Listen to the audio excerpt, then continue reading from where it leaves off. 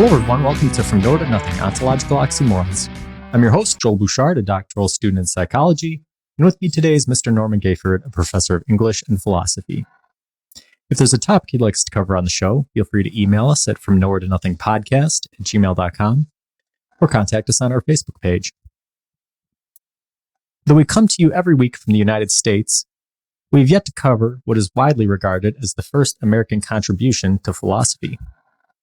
And much like America itself, the philosophy developed out of a variety of backgrounds and influences, which is attempted to forge into a new, ruggedly individualistic identity.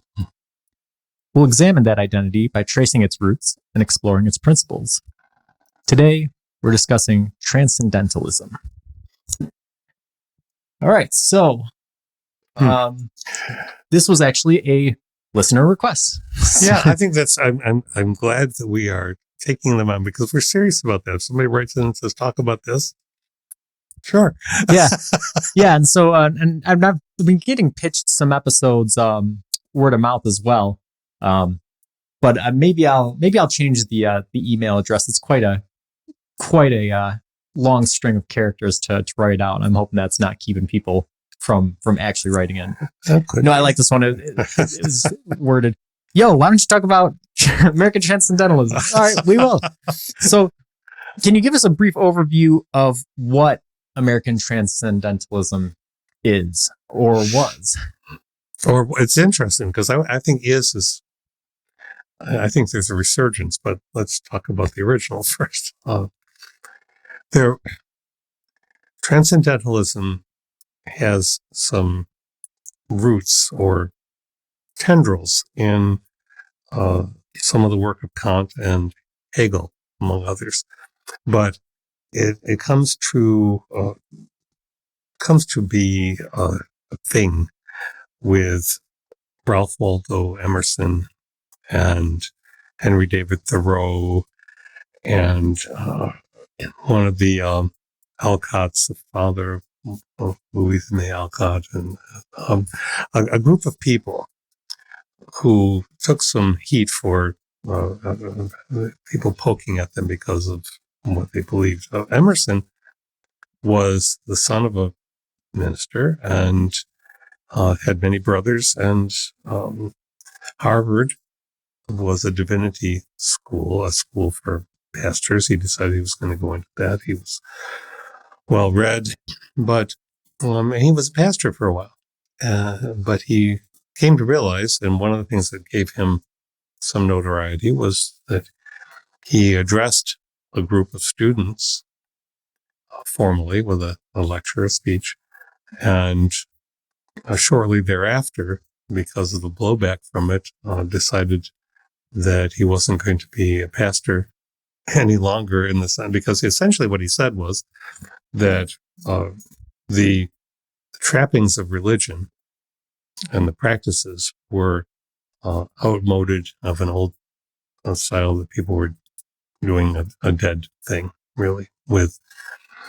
And this was not lightly taken by many people. So Transcendentalism really takes large attentive root with Emerson, and basically what it's about is, and we'll get more into it, but what it's about is finding spirituality, finding God in nature and finding God in oneself. So it's a microcosmic view that transcends, that gets past the institutions of religion. Yeah. So I think that's a pretty good overview, and it highlights a lot of the interesting concepts about the philosophy that we'll dig into in more detail. So, what were the influences and roots of the philosophy? Where did a lot of the thinking come from? Well, Kant and then later Hegel used terms such as transcendental aesthetics and transcendental logic, but the essence of it is that they were Kant first talking about essentially something we've talked about before in many different ways, but what can you know because of your senses? And then how can you know past your senses? And so they're trying to break that barrier, acknowledging the barrier, and then going around it, transcending it, and acknowledging that there is an intuitive component to the human mind, and that we do formulate or shape reality because of those intuitions. And so that was being explored more formally by Kant, and then Hegel, when he went from his thesis, antithesis, synthesis, was talking about what can we know empirically, what do we think we know beyond the empiricism, and then how do we put that together? Yeah. So some really interesting stuff there. And I think that that's kind of the heart of what makes American Transcendentalism so interesting is this idea of, okay, a posteriori and a priori knowledge, right? Yeah. Like you talked about, Kant had wrestled with this, and Hume, right? Kant and Hume kind of on the opposite sides of where we fall with empiricism versus rationality. They were. Hume was very stringently religious. Yeah. And so, yeah. So I guess that would probably be the next question is, so what is the relationship to the ideas of Hume, Kant, and the Unitarian Church? You mentioned, Emerson as a Harvard pastor for a while. It was the Unitarian Church that sort of both spawned Transcendentalism, but also what Transcendentalism was sort of reactionary to in some ways, right? Yes, because in the Unitarian Church, and I've over the years off and on attended some services, I found it really engaging in some ways. But the Unitarian Church, as you might guess from the name, was trying to break down barriers among sects of different groups and belief systems within the Christian world, and getting down to the basics. And part of those basics was to acknowledge the natural world, but didn't get past the traditional sacred text. And the traditional sacred text wasn't as viably important to Emerson, and given the times that we're living in right now, where we're seeing a looming theocracy, where we're seeing that people don't even recognize that church and state are separate, it becomes very, very important to some traditional strands of religion to maintain that discipline of the text and telling people what the text means. And Emerson, a part of Emerson and Transcendentalism and Thoreau is the idea of self-reliance. In fact, known for that as a title in one of his pieces. And self-reliance is not about the idea that gets so twisted and used politically about everyone just has to depend on themselves for everything. No, but it's about recognizing that you have to be true to who you are and listen to your own perceptions into the world and think about the world and not be told think and find and feel for yourself. There was a lot of that in it. I know I'm wandering, but no, I think that you're hitting a lot of the basic points, and I don't think that we're not going to answer this question at this point in the show. I think this is going to be a little bit later in the show, but I think that it's good to highlight a couple different things, right? One, that Transcendentalism emerged from the Unitarian Church. And like you said, the Unitarian Church was an attempt to break down the barriers between denominations and come to some mutually agreed upon core beliefs. But Transcendentalism, in sort of the early ages of burgeoning science, right? Emerson looked at it and said, well, there's still some things, even in the Unitarian view of theology that don't jive, right? Some of these miracles and some of these other things with what we know don't seem to really correlate with what we experience in reality. And so are they important anymore? Right. That's what he's... Are they important?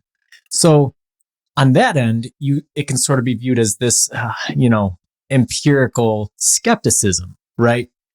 Which is really where Hume went. That's where Hume went. But then in opposition to Hume, right? They're saying, okay, well, we're also not going to fully embrace empiricism or a posteriori knowledge as the be all end all. We're going to say that there are intuitional, a priori ways of knowing things. And so it really comes to this interesting crux in juxtaposition that we'll explore in a little bit. But who are some of the major characters in the movement, and what did they contribute? Right, we have Emerson and Thoreau.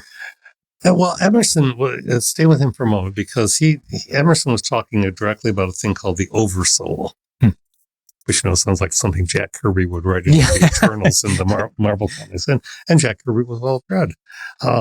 But the oversoul is this concept.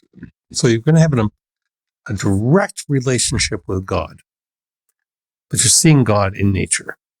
And so the oversoul concept is he says, this is one of his statements.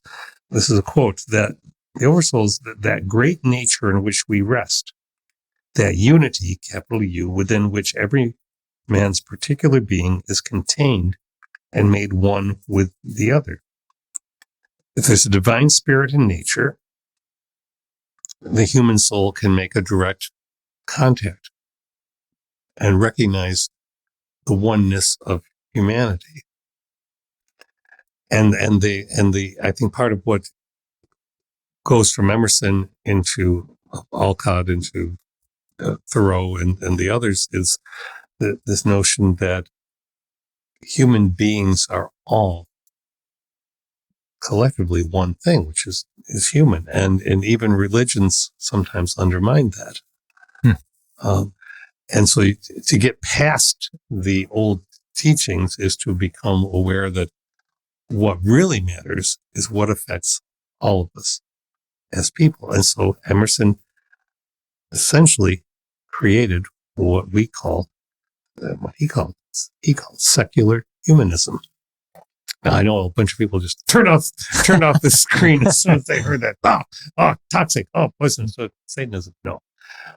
Secular humanism is the belief that what matters in our actions and our ethical actions and our spiritual searches is this life here. And one of each of the Transcendentalist viewpoints collectively was that the idea of always thinking toward the next life and what you do in this life is a reward for the next life, or always trying to keep yourself distant from this life, ruins being human. What's the point of being human if you're going to try to be distant from being human? It didn't make sense. And so secular humanism is essentially the view that what matters is what we do today in the development of our souls and in the development of our relationship with God, in the development of our spirit, or whatever one calls it, and our minds and our humanity. And so it led to some talks about social justice. They didn't call it that then, but it was social work. And for a while, Emerson held back from it. He said, no, the only social work one does is to better oneself. And that contributes to society. He took a turn on that when it came to slavery.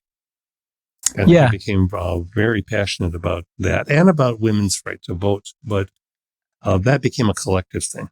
Yeah, really 30 years in advance of the movements, right? Of the abolitionists. They were looking at human rights in this way. So, yeah, we're seeing some interesting things, right? With this idea of the oversoul and the connection of human beings as one thing. right? Mhm. And it brings me to a documentary that I watched yesterday, right, on National Geographic about insects and ants, little leaf cutter ants and their colony and how they work together, and then army ants and their colony, how they work together, and this bee that is in Ecuador and how they work. And you have these things, and okay, you have these colonies of individuals, right? And they're all working towards a common goal and succeeding, these sorts of things. And so what's the role of the individual and what's the role of the collective? And Transcendentalists had very specific views on how the individual fit into the role of society and how organizations and institutions and governments affected individuals. And we'll Yes. talk about that. We'll talk about that in a little bit, but it's just something to keep in mind, that this idea of people being one thing, right? This and how individual actions, like you said, Emerson talking about how self-development is a way of affecting the world and humanity as a whole. These ideas sound pretty familiar, right? And they don't necessarily sound like they come from Western philosophy. Oh. So, what did Transcendentalism derive from Eastern philosophy? Honestly, much of what you just said.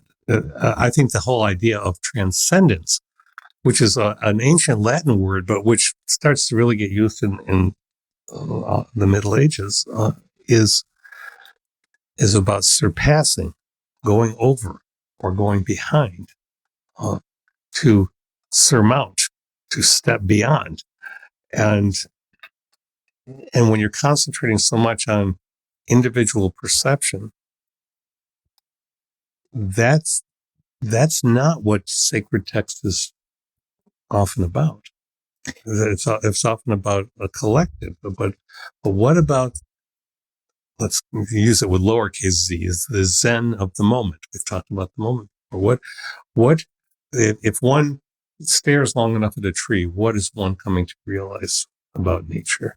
And we have a great park near us. People come from all over the place to see Letchworth Park. Well, they're seeing all the colors in fall, or they're walking along. But okay, so you're seeing things, but are you really seeing them? And if people take a long enough hike, or they sit by the water and become transfixed by the sound of the water, sometimes you come into the quietest moments and you realize things about yourself or about the world. And it's not always a happy thing, and it's not always going to lead you to an immediate action. But that is more of an Eastern form. Yeah, I'm going to ask you a question, and this might be jumping too far ahead in the conversation, but I don't want to lose it, and I feel like it's relevant right here. Yes.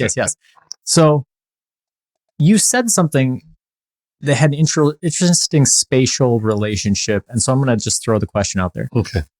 You talk about transcending as going around or over something, and we're talking about how Transcendentalism, shared some values and was actually influenced in many ways by Hindu philosophy, yes. Eastern philosophy, right? Yeah. And now, it's funny because I didn't think about it until you said that, but I also think of Transcendentalism as surmounting something. But I almost think of Eastern philosophies as transcending through something. Mm-hmm. Do you think that there's anything there that is actually cogent to the differences between the two philosophies? I do, and I will use a very strange metaphor or simile for this, because it's going behind, as if to go behind the scenes. Well, all the quantum world is not the world that we see, but there it is. So yeah, and Oppenheimer was the thing about the Hindu, and I hate that it used to be spelled Hindoo. That's how in the 19th century it was handled. But this past week, I was at my father's house. I was working on a room that hadn't been touched since 1960. It had terrible ceiling panels, all kinds of stuff up underneath those panels that one shouldn't be exposed to. I put on masks, I had goggles, but I was curious. And I'm prying these panels off, and they're falling, and finally get to this horsehair lath, which is an old way of building walls and ceilings. And the wall, but I found also after taking that off, that the walls themselves are covered with a material that it's a kind of board, but it's almost like cardboard compared to what we have now. It's not drywall, much thinner. And I could reach my hand down in behind the wall and tap the wall. It's hollow, and I'm realizing, well, we're probably going to have to take that off too to fix the room. But I was thinking about this idea of behind when my gloved hand was done behind this. I'm thinking, I've got all this protection on myself because I'm going into material that is not going to be necessarily healthy for me. But that's not the fault of the material. It's what age has done. But once I get that done and I can take the mask off, feel behind the wall, what am I going to find? There's something else there. There's something more solid behind the thing that's not quite as solid as we thought it was. And that's partly a transcendent thing too. That anybody who's ever worked on a house will have had that experience in one way or another. There are things there we can't see. Do we want to see them? How far do we go in taking things apart? Are we going to make a worse mess? And that's always a risk if you go too far with any kind of thinking. Yeah. I think that, it seems to me that the American Transcendentalists and the Eastern philosophies are probably trying to accomplish the same thing, but I think that the Transcendentalists are trying to get there through sheer will power, through the power of man, whereas in Eastern philosophy, it's more about sort of having things revealed to you, or about the universe. I think that the role of the individual effort is not emphasized in quite the same way. No, it's not. And in fact, one of the things one reads in looking at the history of the Transcendental movement is that there are people who have written and said, well, this is like the opposite of what you do when you theorize. You theorize and then you come to some perceptions. No, the Transcendentalists insisted on the perception, perceive first, then theorize afterward. Right. And so. Yeah, so I've jumped way ahead. So I'll return to the original question, which was who were some of the major characters and what did they contribute? So what were some of Emerson's works? I guess we can start there, right? Yeah. Emerson, well, he put together a number of essays and lectures. Emerson was a lecturer, and he tried ideas out in his lectures, and he was known for the difficulty of his language that was twisty-turny, maybe even quantum-like, even though nobody had the word at the time. And so sometimes that put audiences off. He was doing audience testing. He was trying to figure out. So finally, when he published his first and second set of essays in the early 1840s, he'd rethought how to present this to people. And so if you look up Emerson's essays, you'll find that they are still in print. But the individual titles are the ones that are more interesting. The Oversoul is one. Self-reliance.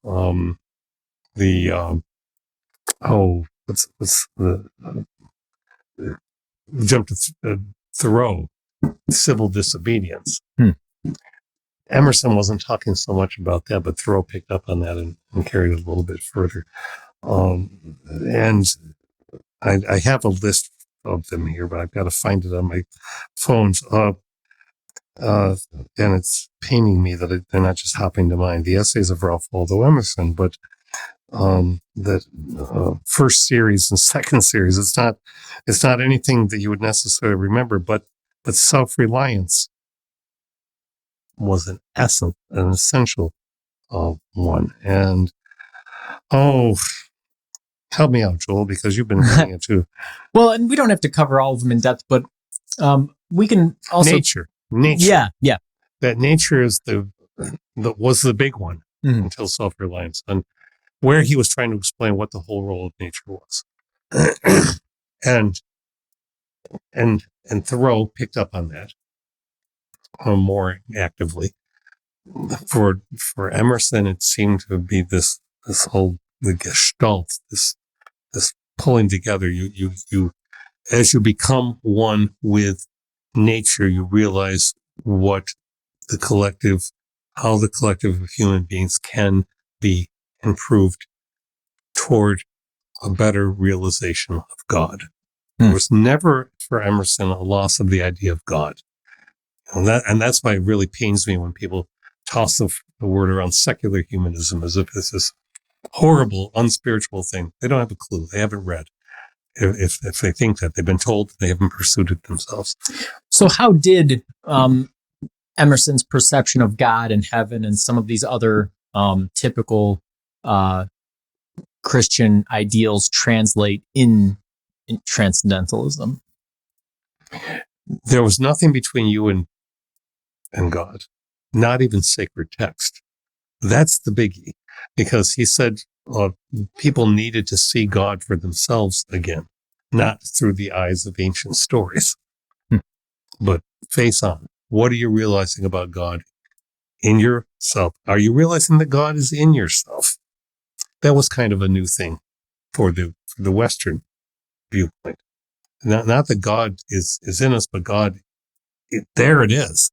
God, people are of God, that God exists within. Is that similar to like a pantheism or a pandeism sort of view, or was it different? It's different because we're back to that Platonic ideal of, we talked about a week or two ago, all talking about time, the eternalism notion that everything is one. The zero world, which was this idea in mathematics that zero equals everything. And in this case, it's that when you come to the realization that all human beings, it's not saying we're all brothers and sisters, even that's too distant, because it's putting people in separate little cases, that we are all one in the spiritual reality of God, because God is everything. And if the first thing you think is whatever I do is going to affect everyone, that's a vastly different viewpoint than what am I doing for myself? Unless what you're doing for yourself is to better everyone else. And that's what I sort of was getting at with my disjointed ant documentary interjection, right? Was it did a good job of demonstrating how, okay, the leafcutter ants, they cut these leaves, which are actually poisonous, and then they take them down and then they plant them, and then they grow a certain type of fungus, and then that fungus is harvested and eaten. And, the army ants come through and they steal this. And then, this bee pollinates this plant, and this falling tree will cause this, and how basically the entire rainforest biome, right, all interacts together. But specifically, you can see a colony of ants, up to 500,000 individuals, sort of acting as one thing, right? And so there you have sort of this mini illustration of the oversoul, right? For things that the Transcendentals probably wouldn't consider as having souls. but regardless, right, you see individuals operating as one thing.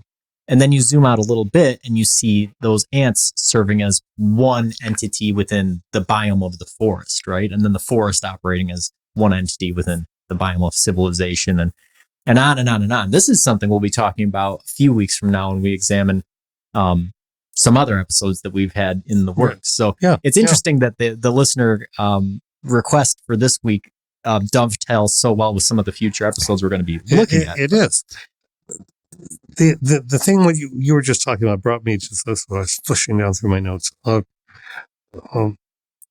transcendental philosophy through Emerson and into Thoreau and the others in between, and then on into the other literary work, Whitman's poetry. Whitman's poetry is transcendentalism writ into the songs of poetry itself. But transcendental philosophy is the premise is that the truth is innate in all of creation. and that knowledge of it is intuitive rather than rational. And this is where they were going back to Kant. Kant says, I call all knowledge transcendental, which is concerned not with objects, but with our mode of knowing objects. And so the idea was in flipping how you know things. Mm. And that's pretty big. That's the American. You want to tag it as American. There it is. It's the flipping into the intuitive. Yeah. I feel. Yeah. And again, I think that we think of transcendentalism as something that is frozen in history, but it's very much something, especially what you just said, is something that is on the cutting edge of some theories of physics and consciousness that we're going to be exploring in the coming weeks. So very interesting. So we've talked about Emerson. Is there any other people or any other works that you think are foundational to transcendentalism that we should cover before we move on? Thoreau, Henry David Thoreau. He wrote Civil Disobedience, which is one of the. It's a really punk rock title for a book. Like, that's pretty wild. It's amazing. And I went back and reread it just before Christmas. I was curious. I just did. And Civil Disobedience is the rock on which so much social justice work has been based. And it affected Martin Luther King, and it affected Gandhi, and on and on and on, much later. But the idea that you don't cooperate with unjust laws. This is what POs, people who want to paint all protest in the United States as anti-law, as anti-just, as disrupting the system. Sit down and shut up. That's what a lot of the United States has become. And I say this because I know there are other people on the planet listening to this podcast besides us. It's not to bash the United States. It's just saying we're going through a phase. I hope it's an adolescent phase. Our pimples will get popped and we'll get on with things. But we're back to Thoreau, who was brilliant at this idea that you say no, but you don't have to beat people up by saying it. Yeah. So civil disobedience, living at Walden Pond. I'm just going to throw this out there. Was Thoreau the first hippie, or? Probably. Well, there have obviously been people who have said that, and he sort of cut corners. He went out to live on his own on this marvelous along this pond. He made all kinds of observations and wonderful writing. But people came along and gave him pie. He had some cousins who brought him food. I mean, it's he was. So then again, it takes on this idea of self-reliance and goes to another hot topic word that just POs people these days, which is, or phrase, it takes a village. You can be self-reliant and still depend on your village. How about that? How about the complicated idea that individuals do not do everything themselves? Anybody who's ever said that I did everything myself in order to raise my station in life is lying, because there's always someone who has helped people along. And that's part of what Thoreau essentially is pointing out. He does admit that people bring him pie and those kinds of things. And, you know, hippie, I don't know. He wasn't. Yeah. I mean, I'm joking, but no, I think that so you have this idea of the oversoul and this connection among human beings, but also this idea of self-reliance. I think that's sort of what you were just demonstrating really well, as part of the philosophy, right? Is you can be self-reliant, but everybody is still connected. We still all, interact. So what's one of the classic, what do you think is one of the classic quotations by Thoreau? About that Thoreau, the words that Thoreau said that are quoted so much. If a man does not keep pace with can you fill this out? With his companions, perhaps it's because he hears a different drummer. Let him step to the music which he hears, however measured or far away. That's embracive. Yeah. Every human being has his own music. There was a comedy show. One, I cannot pin the comedian. I can't give them credit, and I apologize, but it was wondrous, and it stayed with me. The comedian says, "How would the world be different if as we came into a room, our favorite song was playing? It just played as we entered the room, or the soundtrack, whatever movie is most important to us, that played as we came in the door. How would we look at each other? How would we understand each other? How would we smile and get over ourselves because we realize, oh, that's who you are. Well, that's that moment. That's who you are. But that's part of what's listening to the different drummer. We're all playing music. This is where transcendentalism, I think, in Thoreau and even in the current, there are lots of music songs. If you listen to them, here's a fun thing to do. Anybody's listening, go out and do a quick search. Transcendental pop music. And when you come to the people that are listed and you look at the lyrics and you say, oh, it's alive and well. Right now. Yeah. But this idea that we all need each other and we all need each other to be better with each other. That's what's coming back. This book group that in Warsaw Public Library is a science fiction and fantasy book group. It's a marvelous group of people. I love talking with them every month. Young people, middle-aged people, old wizards like me, and the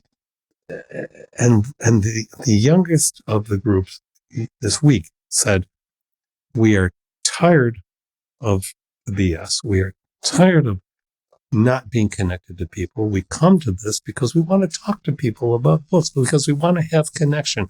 We are tired of being disconnected." That's transcendentalism. Yeah. No, that's really great. And I've been a guest on a lot of podcasts recently. And what I'm finding is some of my favorite ones are the music podcasts, right? Because you find out a lot about people and about their beliefs through it. But so Thoreau and Emerson, and they were actually friends, right? Yeah. Yeah. Was there anybody else you wanted to cover before we? No. Okay. So where did transcendentalist views so I mentioned earlier in the episode that we'd revisit this. Where did their views on knowledge fall between respecting science but also having this individual intuition about knowledge? How did they reconcile these ideas? To essentially say, it's a great question, because I'm reading my scribbles. I actually dealt with this. To essentially say that we can learn from the observations we make from nature. But the point of learning these things is to rethink what we do as humans and what our path is. And this idea that that there's something that's going on behind the actual experience. This is what drives science. You and I have talked about this. So this is the Rovelli stuff writ large, I think. Kant said sensations have a matter or content and a form. Sensations have a form. Space is the form of the outer senses, and time is the form of the inner sense. I'm doing this to try to pull together these weeks we've been talking. Space is the form of the outer senses. Time is the form of the inner sense. And the transcendentalists are talking about the inner sense. Space and time are not entities in the world discovered by the mind.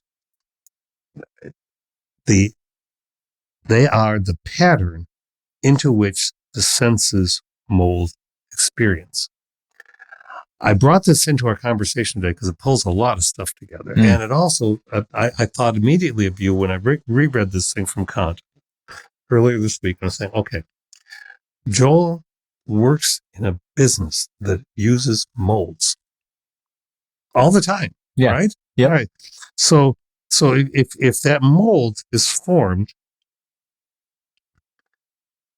the senses what's going into that mold? Rubber, plastic, whatever. Yeah. Okay. All right. In this context, saying metaphorically, the pattern into which the senses mold experiences the rubber, experiences the plastic. But the senses are what's shaping. The senses are the mold. Yeah. Yeah. That's really wild because, again, this is part of the reason that I got into psychology. And it's one of the most interesting things about philosophy, right? Is the limitations of the senses. And again, I don't know if you've been reading Donald Hoffman's book, but this is exactly the stuff we're going to be talking about that I'm really excited about in the next few weeks is this idea that our senses telling us about reality, or are they hiding reality from us? And that second thought sounds a little bit counterintuitive, right? But that's still sort of encapsulated in the term transcendentalism, right? Mm-hmm. It's going beyond what is just there to try to discover the meaning behind what's happening. And Kant was intimately involved in that as well. So yeah, I think that it's and I was reading a passage from the Dalai Lama the other day where he was talking about how Buddhism is evolving with science, right? And what they're finding is that, what can be proven is always going to take precedence over what was espoused in the past, right? And so you take, as your knowledge evolves, your beliefs evolve, right? And then you come to know things in a new way. And so that's all. I think that sort of is a good summation of how the transcendentalist viewed, integrating science and intuition together as well. Take what comes, see how you encounter it. It's always about your encounter. It's the requirement of your encounter with it. Thoreau said, "I went to the woods because I wished to live deliberately, not just on cruise control," which he wouldn't have said. They didn't have it. "To front only the essential facts of life and see if I could not learn what it had to teach." What the facts were that I was encountering. What am I learning by being out in nature? And it's not, if you read Walden, it's not just about the things you think it would be about. It's not just about how do I eat. And see if I could not learn what I had to teach and not, when I came to die, discover I had not lived. What lies behind us and what lies ahead of us are tiny matters compared to what lives within us. So what do we find out about ourselves by going for a long walk? Yeah. Yeah. And this is what we've been talking about in our episodes on time, right? When we were talking about the present moment and how the past and the future are integrated into our conceptions of reality and our subjective experiences and how to make meaningful use of them while staying in the moment and being deliberate about how we live. So very interesting. I'm going to revisit another point that we talked about earlier that we sort of put off on, and that is, where do you land on transcendentalism's view that individuals are good, but organizations are corrupting, right? I have become more transcendentalist the older I have become and the experiences that have accrued. It's no secret to you, because you've heard me say it before. My wife has, many students have.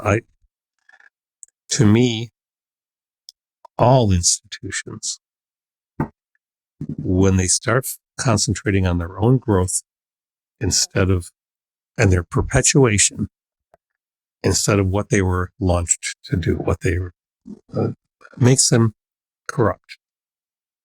I'm transcendental that way. So say that thing again you said. You did? Yeah. So their view is that the individuals are good or pure and that organizations are corrupt. Right. I don't think every individual is good or pure, and I don't think every organization is absolutely corrupt. But it's a flow. It's a process. I think that individuals have the capacity to reach into themselves for the goodness that is there. Transcendentalists don't think that people were born sinful, that people were born broken, that people had to be redeemed, and all of this. That people in their infant self have the capacity to develop a goodness. And I do believe in that. It's been good for me this week to go back to Transcendentalism as a particular focus, because it is an optimistic thing. It's not simple optimism. A lot of work is involved, but it is ultimately, you read enough of Thoreau and Emerson, or going back through it, and we can manage, despite all the nonsense that we're dealing with now, despite everybody trying to pull people down. Some part of the human experiment is probably going to go forward. Yeah. And you and I have talked about that off the air, about, certain developments, because, even when we're not recording podcasts, we're still philosophers, right? Right. So we talk about things that are going on in the world and things that are going on in the future. And that's the view that I've always taken as well, is that, when you look at the history of humankind, what you see is that progress is inevitable, right? So no matter what dark thing you're facing in the present, and that's not to say that people won't lose their lives and that terrible things won't happen. No, but that on a whole, progress is inevitable. Right. That's the way that it has been. Right. And so I'll bring back the ants. Last time, I promised. I've got a Thoreau thing about ants, so I'm going to toss it. Yeah. So I think that it highlights sort of the simplistic view, right? This idea that, okay, well, is the individual pure? And you and I were talking about this before the podcast, right? Everybody is born with certain struggles, certain things that are wrong. So I think in every way, some of us are, you could cast it pejoratively and say broken, or you could say are different. We all have differences, right? Absolutely. And that affect our development. And so some people, as individuals, may develop and appear to be pure, and some may appear to be malevolent. And organizations are similar, right? I think that you can highlight organizations that bring out the best in people, and then organizations that get focused on their own growth and become malignant. But I think overall, and again, I think that this might tap more into the Eastern side of things, is that it's just all interdependent, right? So with the ants, you have the individual ants, and okay, well, some of them are, it might appear to be, they may appear to corrupt the individual if it's causing the individual harm to itself, right? If an ant chooses to just build a bridge with its body and sacrifice itself for other ants, for the organization to move on. And what's the goal of the organization? Only to reproduce, really, and to continue doing what it's doing. So it's just growth based, right? There's no idealistic or altruistic goal of ants, right? But there's a lot of complexity there, right? And I think but it's all it's an interconnection, right? So to say that the individual is pure and organizations are corrupting, well, that's too simple. It's blind to the fact that the individual is interconnected with many, many organizations throughout their life. And so now the question is chicken or egg, right? Yeah. Does the individual become pure because of positive organizations that guide it throughout its life? Or, does the individual in turn guide that organization when it starts to go astray? Right. Or does the purity of certain individuals forming an organization cause it to be pure, or is it an inbred part of people, or an integral part of people that, when they're formed into an organization, corrupting factors emerge? It's a very complex question. It's a very complex thing, and people say this mimic thing all the time that really has a truth in it that is much more worthy than a meme. We are all works in progress, and that's so commonly said. And other people say it without even. What do you mean by that? If you're a work in progress, who's doing the work? everyone else doing the work on you? Are you a piece of material that an artist is working on, or are you working on yourself? If we are works in progress and we're working on ourselves, that's transcendental. So it's a transcendental phrase that has found its about ants. Thoreau says it's not enough to be busy. So are the ants. The question is, what are we busy about? Yeah, exactly. Now, he didn't know the things that people have found out about ants over the years. That was from his time. I think that, again, we're highlighting the sort of the idiosyncratic views of transcendentalism and Eastern philosophy, right? I think a transcendentalist, you view as the individual as working on themselves, and as the individual as the captain of their own destiny, right? And is choosing their way through life. Whereas, so, okay, there's overtures to the oversoul, right? But I think the Eastern philosophy takes that a bit further, right? Where you're really just, you're in the current, right? Things are connected in such a way that, the recognition of where your place is allows you to become the better person rather than the effort on your own part. Yeah. That's well said. So, last question. We talked about at the very beginning, where do you see traces of transcendentalism in America today? I see it in the social justice movement. In people who are in all kinds of ways, and not just in this country, but across the world, but in all kinds of ways, are saying, right in front of our eyes, we can see things that are going on that we know affect us, and that can affect us toward the good or toward the, but don't just not see things and cruise control on. What are each of your encounters about? I think people who are asking those things are the world is replete with people. The country is replete with people who are doing this. So I see it there. I see it in pop cultural music. Yeah, I can list some of them if you want, but I think if you just do the game, which I did for myself, is what's considered a transcendental song? And, some of them I thought, maybe not, but most of them that came up, cool. And then you listen to it and you really listen to the lyric. And I know a lot of people know lyrics. I always had trouble with lyrics. I couldn't sort them out when I was listening to them younger, but now we can print lyrics out. We can look at them on the screen when somebody's singing them. And you think, yeah, if you really pay attention to this is saying, don't get over yourself, get through yourself to see what's really happening. So I see it happening in the poetry of Mary Oliver, in so much literature of the 20th century, Mary Oliver's 20th to 21st century.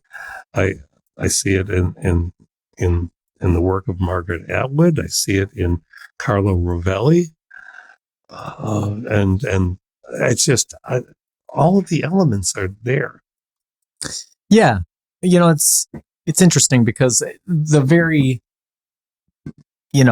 etymology of the term, right? Transcendentalism, this idea of going beyond something. Mm-hmm. I think that intuitively, many of us sort of feel like the young person in your book group said, right? That's what's being lost in modernity. There's nobody going beyond the sort of day-to-day autonomic grind, and there's this disconnection between people, and that's what's interesting. The interesting parallel, right, is between this oversoul, this interconnection between all mankind, but also this rugged individualism and self-reliance that appears to be it almost sounds isolationist in nature, but it's really not. They're connected in that way, that way of transcending, right? You have to get beyond the autopilot, right? Beyond the automatic grind, beyond all of the things that we have in modern society that keep us apart from one another. Beyond the distraction. Yeah. Emerson said, man is surprised to find that things near are not less beautiful and wondrous than things remote. The near explains the far. The drop is a small ocean. A human being is related to all nature. So in Perry, in Fillmore, where I grew up, in Warsaw, wherever, in Beirut.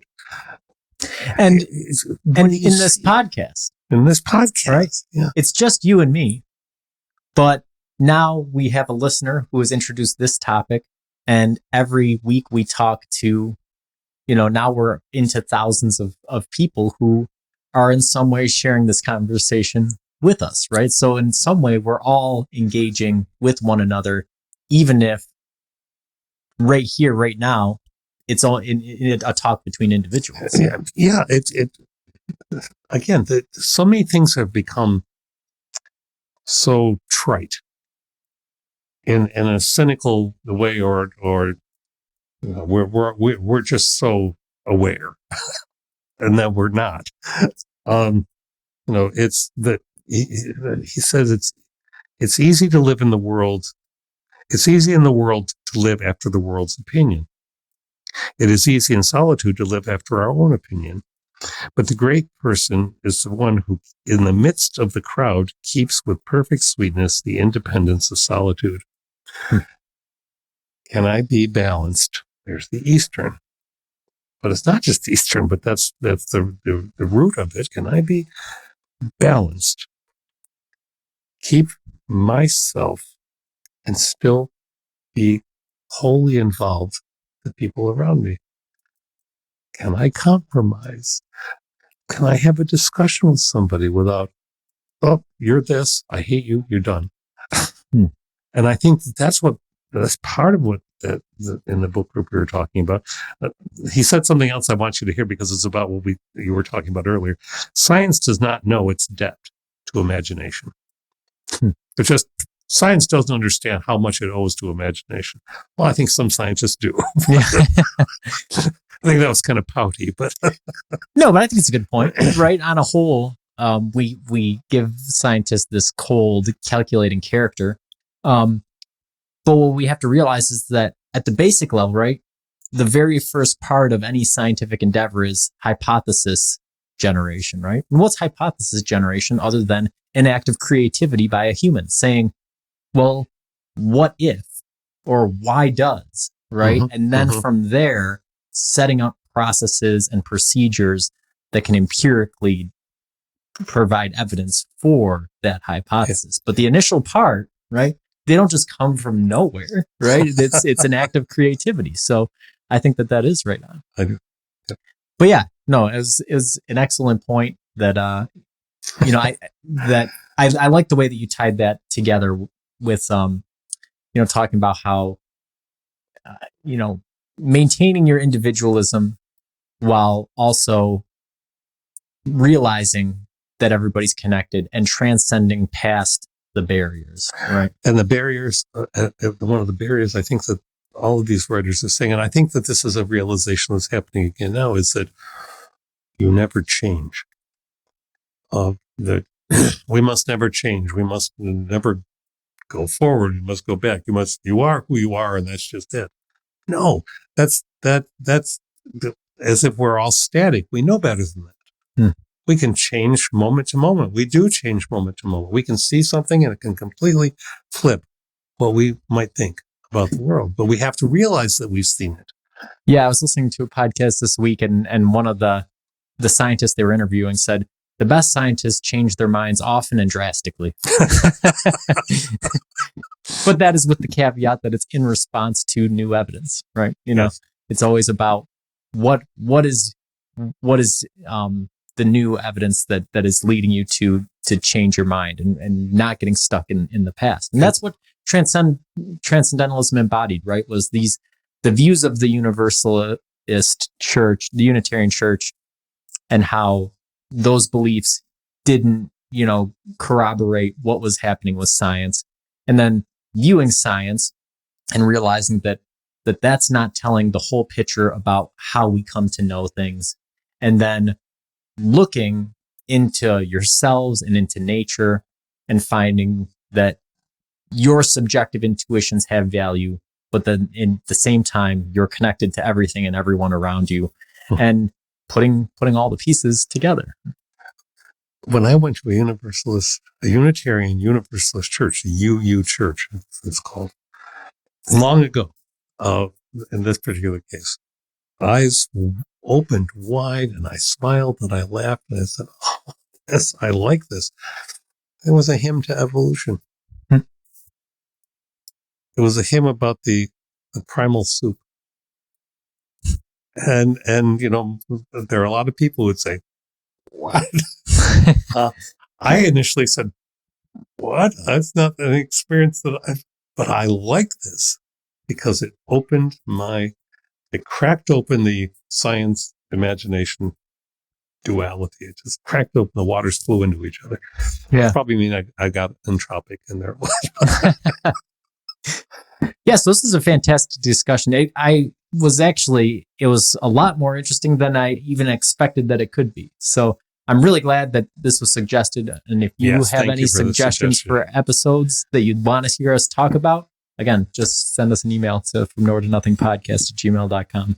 And until next time, keep positive.